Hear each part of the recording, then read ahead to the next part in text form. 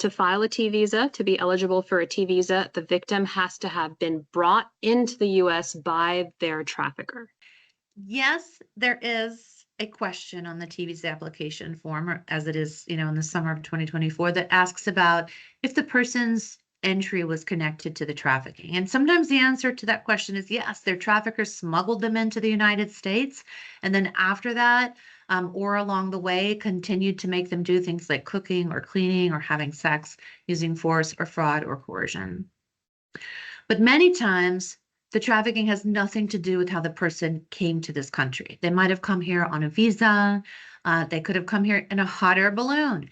It doesn't matter how they actually physically entered the United States. If trafficking took place later on, even years later, then trafficking has taken place and they don't have to have been brought into the US by the trafficker to apply for the T visa.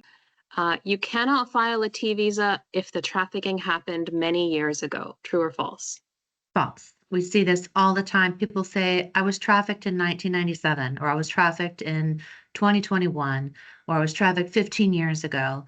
And all of those things can make a difference for how we document the case, but there's not a specific time limit as to when the trafficking took place regarding can you still report it today? Yes, you can report something that happened 30 years ago today and still file for a T visa.